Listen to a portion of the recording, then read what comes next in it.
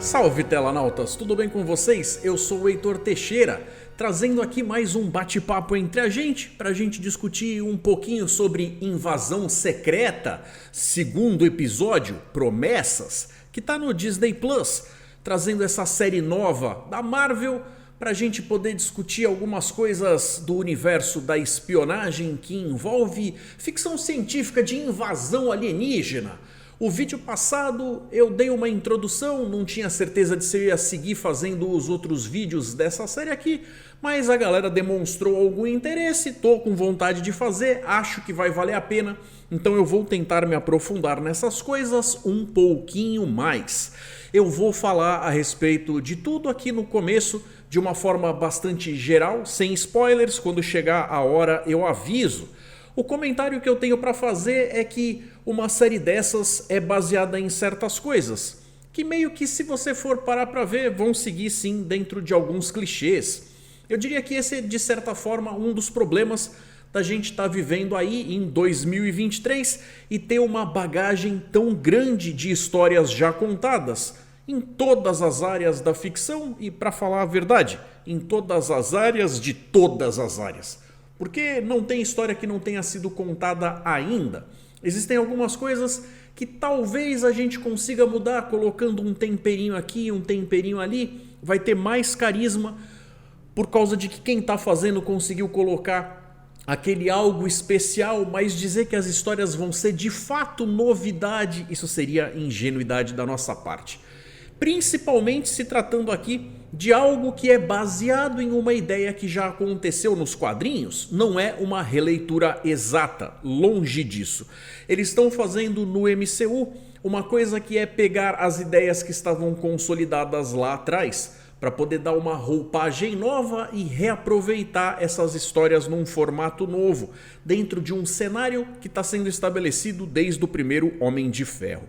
Então, se a gente for ver, essa aqui seria a primeira série que foca de fato em cima do personagem do Nick Fury, como sendo aí um personagem protagonista para carregar essa história nas costas.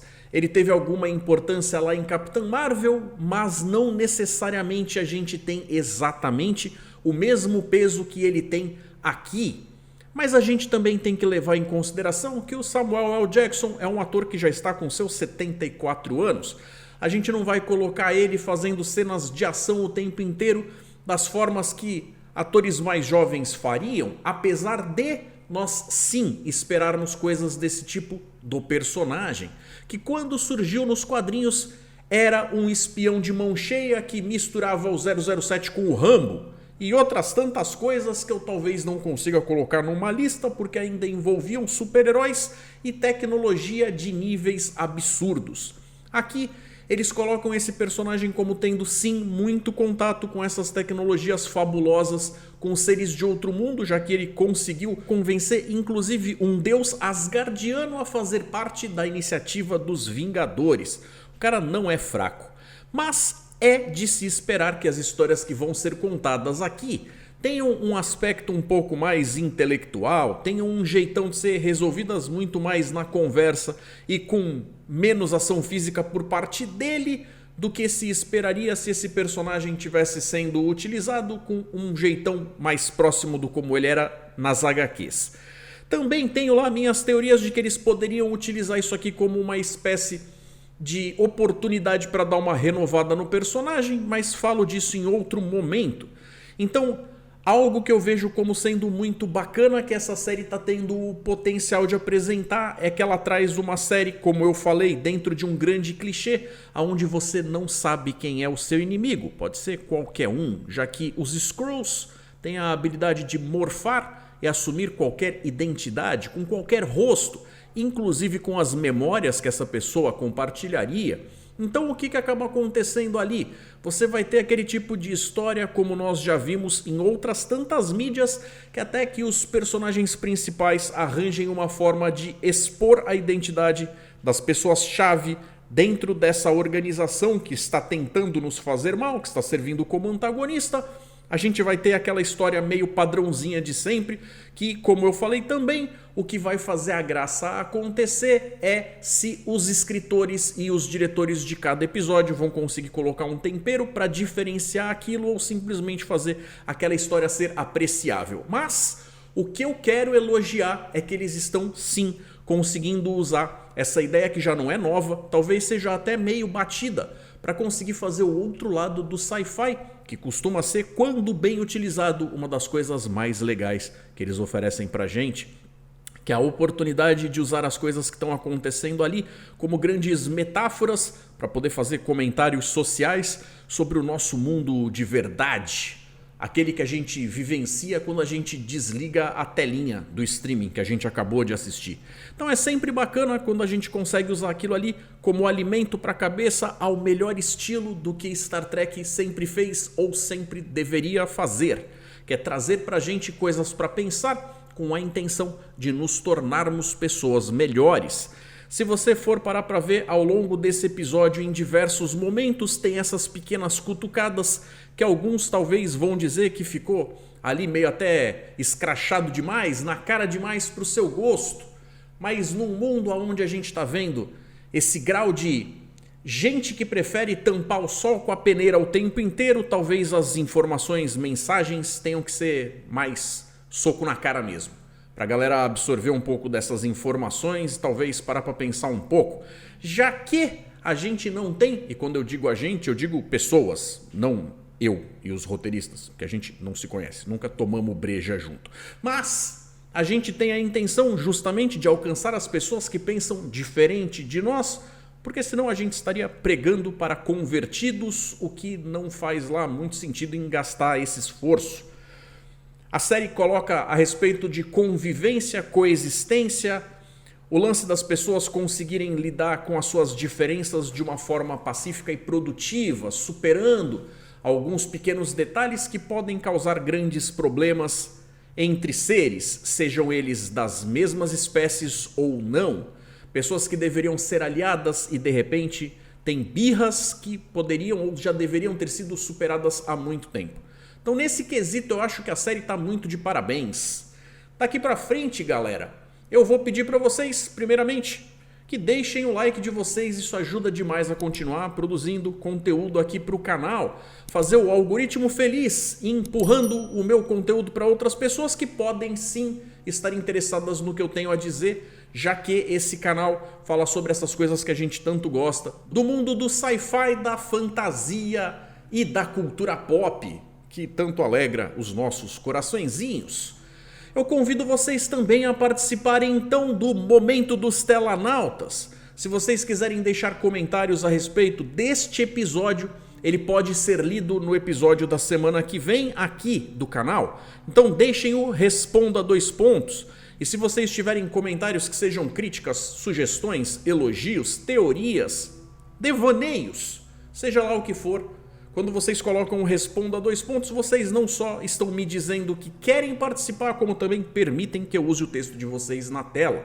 Então eu já uso isso em outros vídeos, vamos ver se o pessoal embarca também aqui com o Invasão Secreta. Quem quiser participar vai ser muito bem-vindo ou bem-vinda. Daqui pra frente, galera, eu não vou segurar a língua, vou usar dos tópicos que eu consegui separar como sendo para mim os mais relevantes desse episódio e vou tentar trabalhar em cima dessas ideias, fazendo uma recapitulação, não necessariamente na ordem, porque as ideias são mais importantes do que a cronologia. Combinado então, galera? Então vamos lá. O episódio começa com a gente revisitando 1995, o que passaria ali por cima daquela fase do que foi retratado no filme da Capitã Marvel, onde a gente descobriu que os Skrulls e os Kree tiveram uma guerra que fizeram com que muitos dos Skrulls acabassem espalhados pela galáxia. Nessa recapitulação então a gente vê um Nick Fury mais novinho, com as cenas como ele estava lá no filme da Capitã. A gente vê também 2 anos depois, em 1997, uma continuaçãozinha do que aconteceu ali.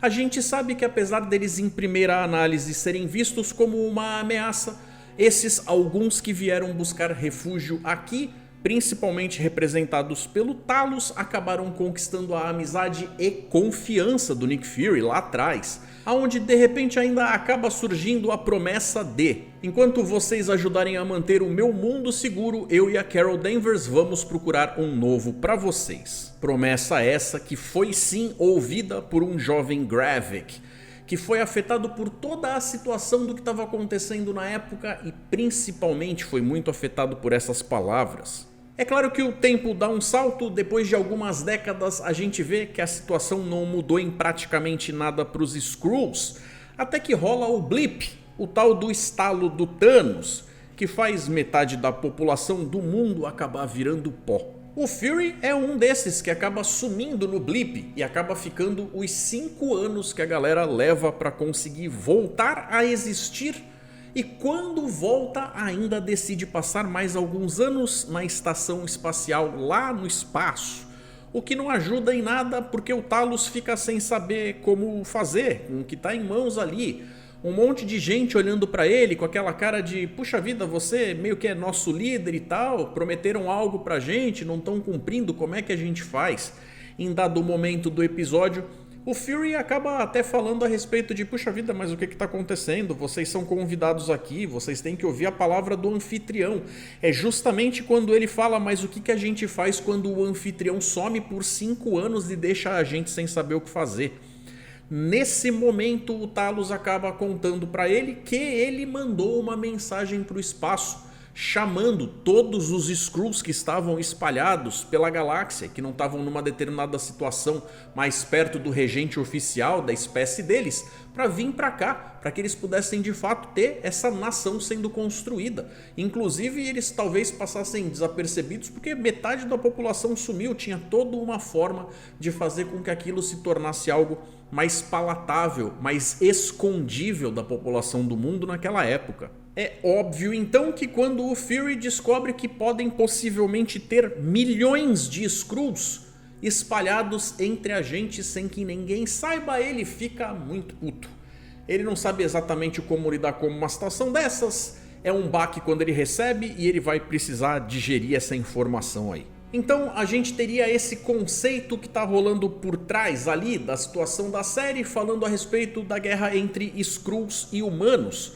Já que lá atrás, quando a gente viu no filme da Capitã Marvel que aqueles que estavam aqui eram Skrulls bonzinhos, aqui a gente começa a colocar um pouco disso à prova, já que a gente vê que um grupo dessa galera não necessariamente está tão feliz assim em estar aqui como um inquilino escondido, vivendo no nosso subsolo, para poder se manter vivo, mas ao mesmo tempo não poder exercer a sua cultura. É então que muitos desses, inclusive liderados pelo jovem Gravik, que já não é mais tão jovem nem tão ingênuo, resolvem montar um plano, já que os Skrulls, enquanto espécie, têm uma característica de conseguirem conviver muito bem, obrigado, com a radiação, coisa que para nós humanos não chega a ser uma boa ideia. E é então que eles começam com um plano de incitar os Estados Unidos e a Rússia um contra o outro para ver se eles forçam a barra para uma guerra atômica, aonde só sobrariam mesmo eles e as baratas, e eles estão ok com isso. Na cabeça idealista do Talos, os Skrulls e os humanos deveriam conseguir coexistir numa boa na Terra. Mas é aí que o Nick Fury é obrigado a jogar um banho de água fria em cima dele e soltando a sábia frase: humanos não conseguem coexistir nem entre si, imagina se a gente vai conseguir aceitar a existência pacífica de outra espécie entre a gente. É muito triste, mas faz parte da mensagem. Daí então a gente acaba focando um pouco na versão de humanos versus humanos, já que deveria ser muito simples, já que a gente está passando por um tipo de perrengue desse tipo, humanos recorrerem a outros humanos para resolver o problema.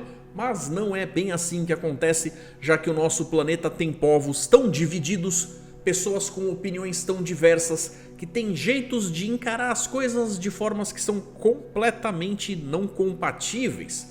Então talvez até o cara que deveria ser de fato o seu aliado, um irmão de armas, não necessariamente vai te ajudar, porque existem protocolos que se põem na frente coisas que acabam fazendo tudo ficar mais complicado, já que lutar uma guerra dessas com todos os recursos já seria um desafio.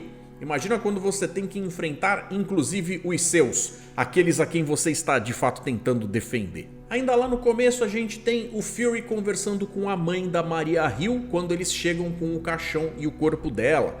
Ela tá super irritada, é óbvio, ela tem ele como uma espécie de alvo de admiração, do mesmo jeito que a filha tinha, e ela fica decepcionada quando olha e fala: você tava lá, não tava? Como é que você deixa uma coisa dessas acontecer? Ela olhava pra você como se fosse alguém a ser seguido, um líder e tal, e você me deixa uma coisa dessas acontecer. É óbvio que na posição de mãe ela não tá sendo a pessoa mais justa, mas quando ela cobra que ele seja honesto com ela, ele fala o que ele pode até onde é permitido pela mente dele, pela moral que lhe cerca, pelo carinho que ele tinha pela memória da Hill e pelo respeito que ele tem por essa mãe, apesar dele não poder contar muito no fim das contas.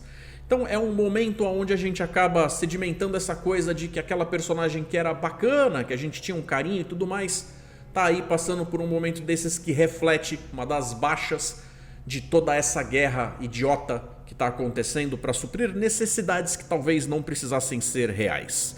De qualquer forma, deixo aqui o meu comentário. Não tenho certeza absoluta que a gente pode dizer que essa personagem de fato morreu. Pelo menos eu espero que não. Tem aquele negócio de na ficção ninguém morre de verdade. Vamos torcer para que tudo isso aí faça parte desse cenário de espionagem, aonde o retorno triunfal dela nesta própria série ou em outra produção possa ser uma agradável surpresa. Afinal, isso já aconteceu com o Coulson. Lembra? Aí então a gente tem o Fury indo buscar a ajuda do Rhodes.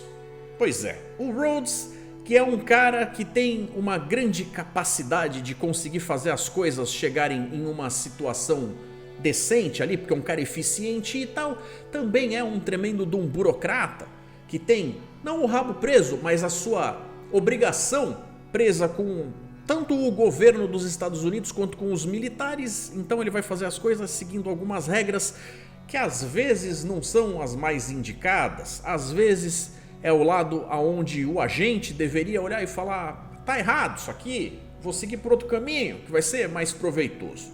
Então, pelo menos ali na cara do Fury ele deixa claro que ele não tá pra ajudar não. Na verdade ele vem pra justamente colocar tudo a perder, já que ele entra numas de praticamente chegar na cara do Fury, que representaria o diretor da SHIELD, e soltar um "você tá despedido".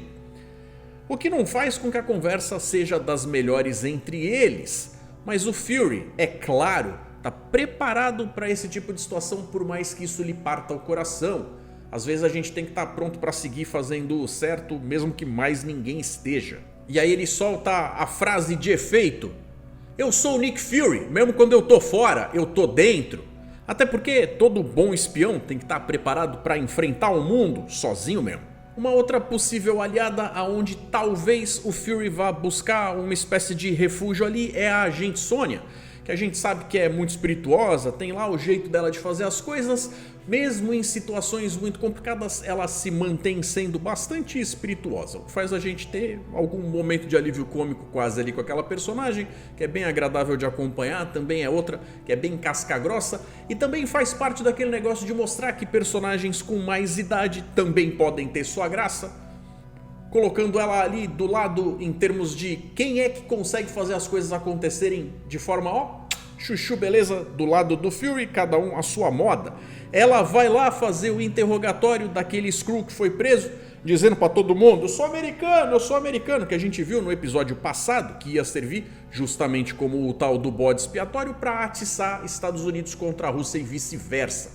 Ela consegue arrancar dele a informação de que está sendo feita uma máquina que deveria fazer com que os Skrulls ficassem mais fortes. E aí finalmente então a gente acaba tendo Skrulls versus Skrulls. Como eu falei, nem todos eles concordam entre si. E é aqui que talvez more a principal oportunidade das críticas sociais do episódio, onde a gente vê que tem ali uma espécie de senso moral, onde os Skrulls deveriam ser seres mais evoluídos eticamente do que a gente, no convívios de uns com os outros, da forma como eles lidam uns com os outros.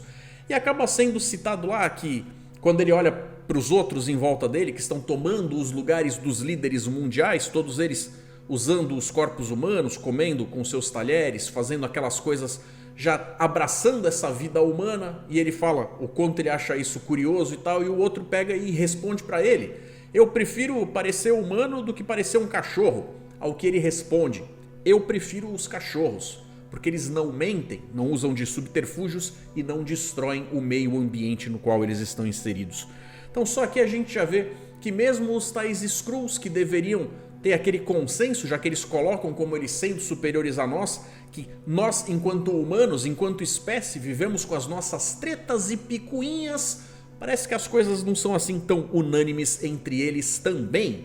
O que de certa forma lembra um pouco aquele negócio, daquele conceito do planeta dos macacos, aonde é um consenso de lei dos símios que aparecem lá, aonde eles colocam macaco não mata macaco. Por mais que um não concorde com o que o outro está fazendo, a punição nunca seria algo assim tão dramático, tão drástico. Mas será que eles vão conseguir superar essa? Quando ele chega então nessa reuniãozinha, nesse jantarzinho com a galera, eles mostram que as atitudes dele, que não foram pré-aprovadas, chegaram sim como um choque. Mas ele faz o discurso dele mostrando que não, peraí também, vocês concordam comigo, só não estão dando o braço a torcer, não é bem por aí. Alguns acabam resolvendo passar para o lado dele, colocando ele como o general da guerra, mesmo que um ou outro lá deixe claro que eu não estou satisfeito com isso aqui. Ele vem com esse papinho aí, que foi o que eu falei, que lembra um pouco essa ideia aí do planeta dos macacos, de fica frio, irmã, vai lá, tranquilo, você não concorda comigo, mas nada vai te acontecer. Sei, ó, tô de olho.